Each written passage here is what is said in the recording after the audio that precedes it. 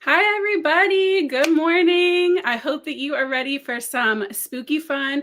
I have my candy corn earrings and my little Halloween sweater on, even though it is boiling hot here on the East Coast of the US today. But I am just so excited to be sharing this really fun class with you today.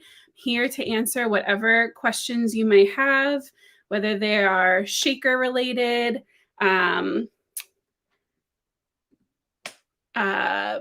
scene card related, Copic coloring. Oh, my favorite technique by far is Copic coloring. You can see I have my stash of Copics right here at all times ready to go. They are so inspiring to me. Yeah, that is definitely my favorite technique. It's also something that I feel like I'm always have opportunity or room to learn more. So I feel like no matter how long I Copic color, I will always still be able to keep getting better, which I think is cool. Because some things, once you feel like you get the hang of it, like that's it. So I definitely love my coloring. My favorite card occasion. My favorite card occasion is probably Halloween or fall related in general. But I also, in general, year round love a thank you card. So definitely love the thank yous. Which just probably ties into the fall, right? I do a lot of also like Thanksgiving, gratitude themed cards. But a lot of the companies that I work with come out really strong in the fall. So fall and Halloween are definitely up there. My Copic storage units are from Organize More, is what they're called. They're the marker towers. I was lucky enough to do like a hop with them and I won one of these. And once I had one, it was all downhill from there. I had to order two more and then my Copic collection kept expanding and I had to get a third one or a fourth one. So, but they're great. I absolutely love them. So masking. My two top tips for masking is play around with your masking material. Try a few different things because it seems like some people really naturally work well with masking like sheets versus some people like me prefer, I have one up here, full stick Post-it notes. And it all just depends on what you are masking, how big it is. But for the scene work that I usually do, full stick Post-its are perfect. They don't take up a lot of space. I don't have to worry about them getting wrinkled or folded. They just sit up here on my shelf and they're there when I need them. And when you're masking out your scene, I always lay out my stamps first from what's furthest in the back of my scene, and then middle, and then the foreground, what's closest to you. And that way, as I shut the door, whatever is still touching the door, that's your layer that you're going to stamp and then mask. Then you can set up your middle and your background again, close your door, whatever's sticking to the door, that's what you're going to stamp and then mask. Especially when I was starting out, that was the easiest way, so I didn't get confused about what should be masked or not. How do I come up with my ideas? Mostly I'm inspired by the stamps that I use. I don't do many card projects that are just like inked and a sentiment. Almost everything either has die cut elements or an interactive element or lots of stamps. So I usually let the die set or the stamp set inspire me. And I like to make up little silly stories in my head about, what scene, what story is going on in that world. There are lots of Copic markers. That is correct. I use Copic sketch markers. So all of my markers are the Copic sketch, which have the chisel nib on one side and the brush on the other. I know a lot of people also like the chows with the little like precision tip, but I find that I get the most control and more variation options with a sketch marker. That is what I use. Is difficult to refill markers? Not for me. So I have my little Copic tweezers. You just use that to pull the back out of the chisel tip out of the marker. I get all of my refills from scrapbookpal.com. That's where I get all of my Copics from. They have the best and most reliable shipping. They come sealed in plastic so that you aren't losing caps in the mail and things aren't drying out. And I get my refills from them too. 10 out of 10 recommend them. And the little tweezers, and you just fill up the back, put the chisel tip back on. I like to lay them flat for maybe 10 minutes or put them back in here now that I have flat storage. I used to have standing up storage, but it's not, I promise it's not that hard. Oh, thank you. Yes, I pulled some packaging to show as an example. I do try to reuse different materials, save money where I can, make up for all of this plastic that I feel like I'm contributing to the world. So I do like to recycle my packaging from my flat shaker cards. In lieu of packaging, you can use acetate sheets. I have the Studio Katia acetate sheets, but the tricky part with those is that because they're a little bit thicker, it can create a thicker edge when you fold them. So you're really going to want to make sure that you are using like a really strong bone folder and really pushing multiple times over those folds where it's going to fold over to the back, just because that thicker plastic is just thicker by nature. Can I turn this into a Cricut project? I'm sure you could, as far as like cutting out the moon, cutting out like a creepy silhouette background with your Cricut out of cardstock, and then adding the shaker element behind it. And you could layer different like silhouette or different Cricut cut objects in the front instead of doing like a stamped scene. But the actual shaker element, I don't know of a way to do any of those steps with Cricut, but the card part in front you could. What kind of stamps are my favorite? Critters, people, objects. I'm probably a sucker at this point for all three, to be honest.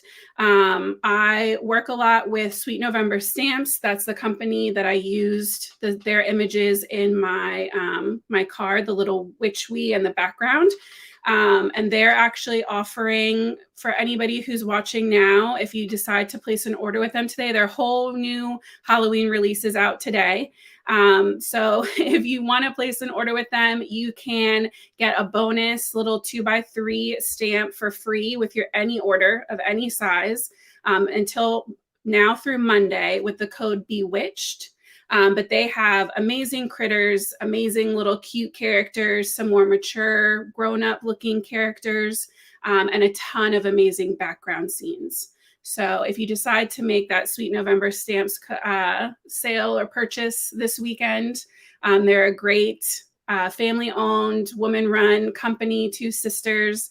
Worked with them for almost 4 years now, and they're absolutely amazing. So their images inspire me a lot, and I've learned a lot of good coloring techniques from them and from Amy specifically.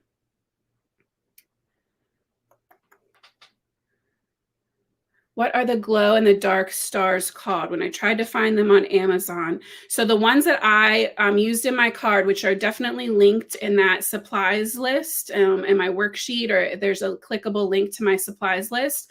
I use the ones from This Calls for Confetti. They are hands down the best glow in the dark clay pieces I've probably ever used. And I've tried a couple different brands. They glow super bright and they hold their glow really long. So they're, I think they're called Glow Stars from This Calls for Confetti. I think they have a couple other shapes too, but that link is definitely available in my supplies list for you guys too. Right, Cheryl said she has a bag full of that packaging. I think everybody does, or could, if you thought to save it, right, over the next couple months between now and the end of the year. We could all probably have a stash of that kind of plastic. unfortunately. So I just think that the best thing we can do is reuse it for something that's going to at least make somebody smile and give it at least a second life. I do not use any other alcohol markers.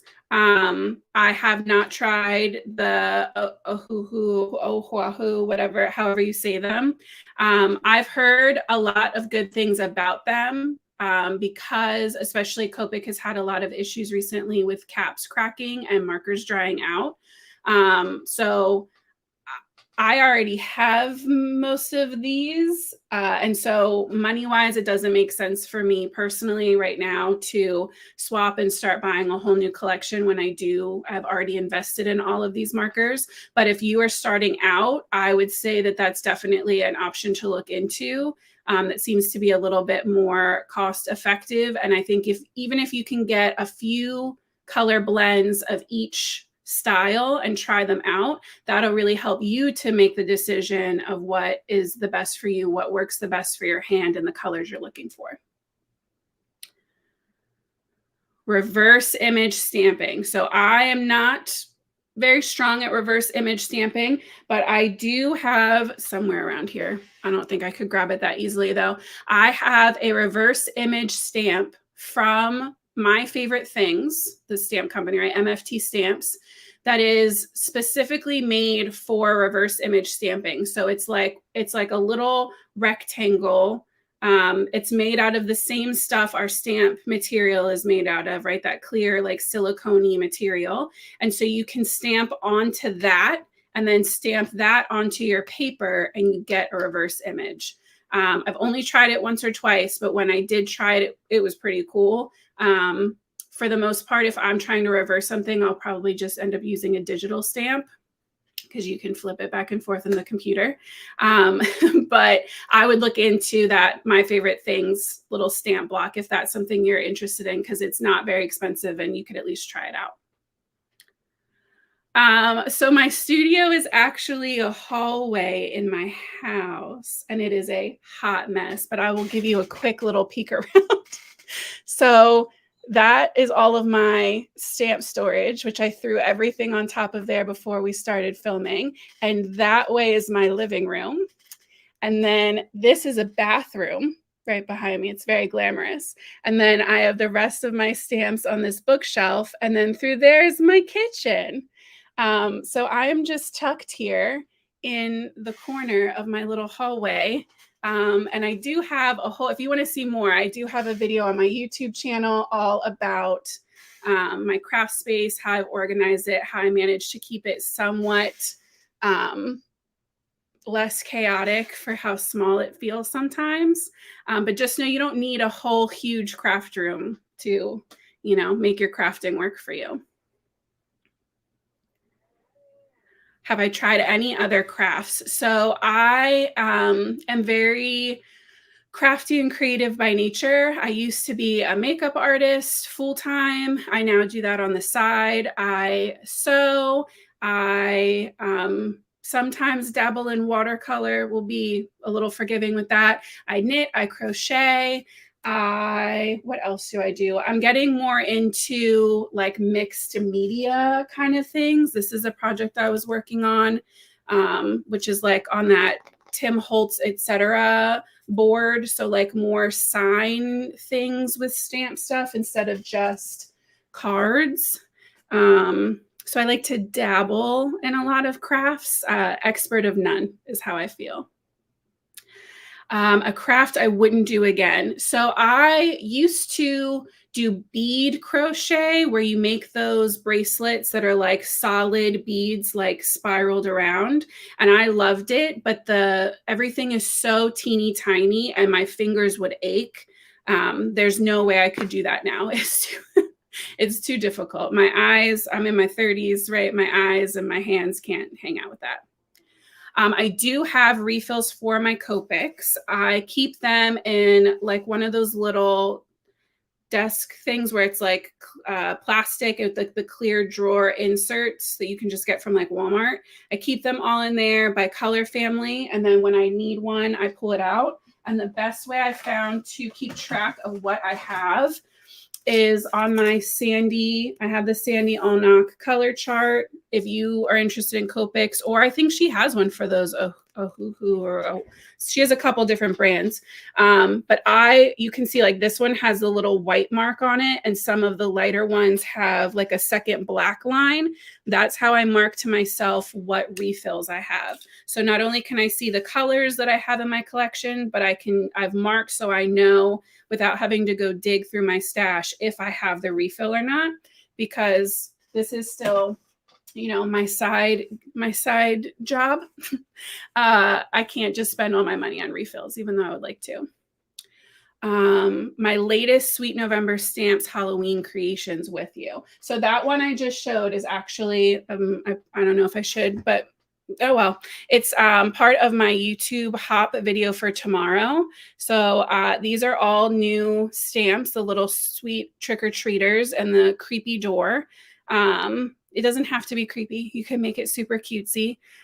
This is the only one I have right next to my desk, I think right now, but the whole release is just absolutely adorable. Do I have my mini slimline? The problem is I keep all of my cards in like 6 different spots, and then I don't remember where they are when I need them, you know? It's a lot.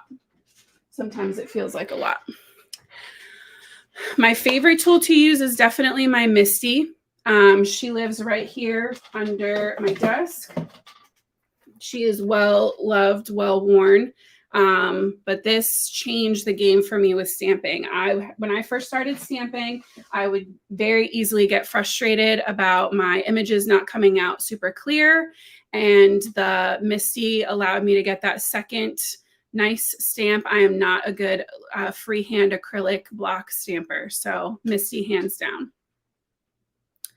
I have not tried cross stitch, but I am on cross stitch TikTok.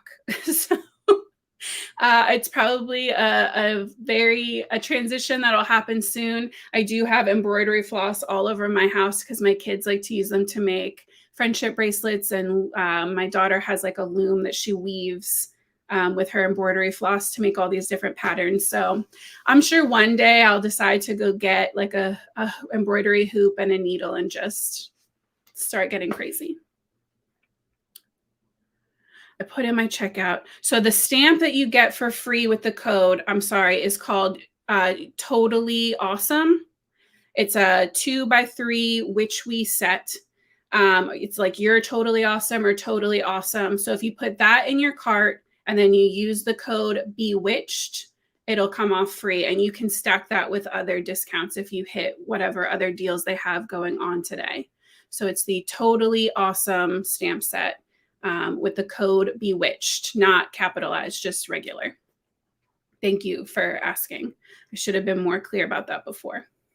And I'll also put a little picture in the Facebook group with that, all that information as well for you.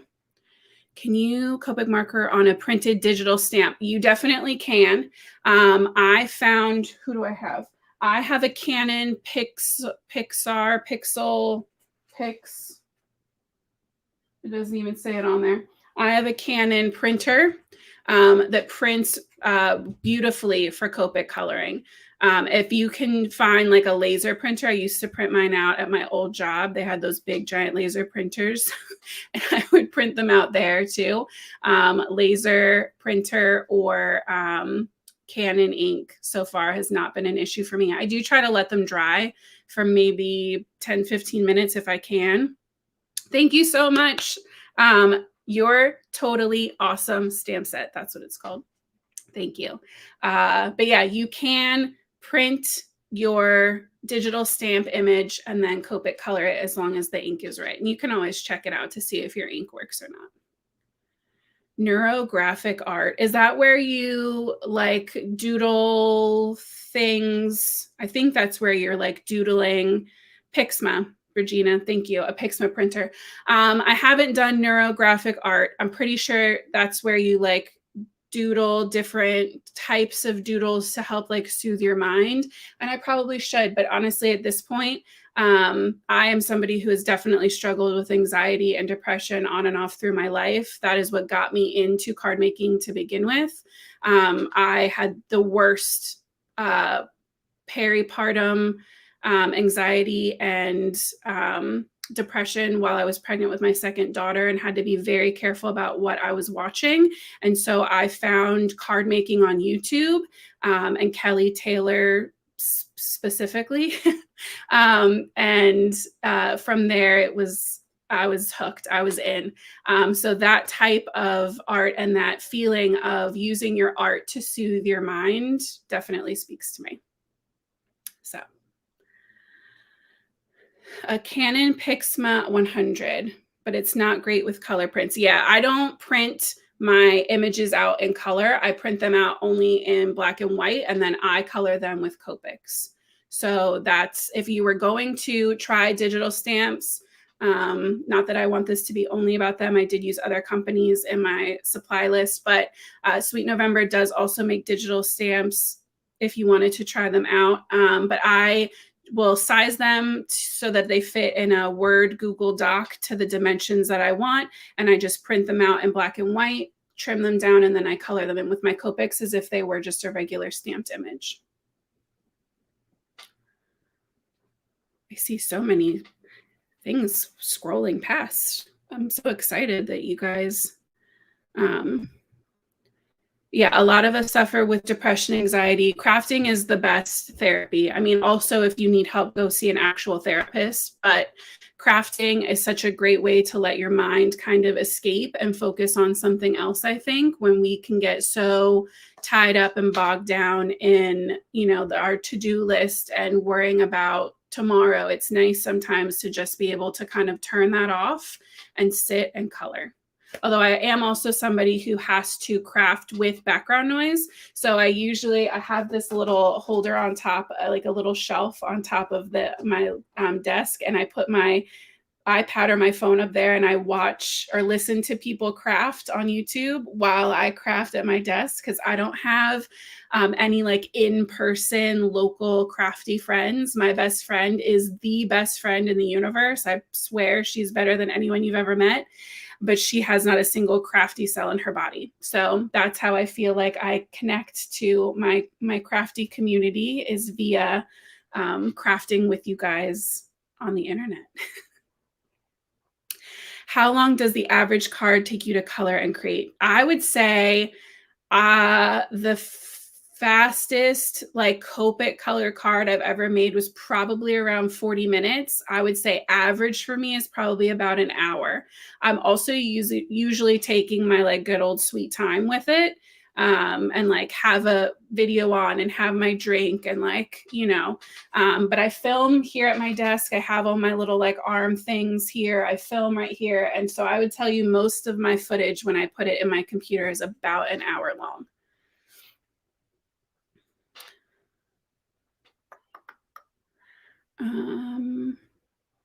Yeah, I hope this video helped you guys be inspired to make some shakers. I know a lot of people don't lean towards flat shakers, so I hope this opened the door for you. I want to say thank you so much to Brandy and Ardith and Harriet and all the people behind the scenes.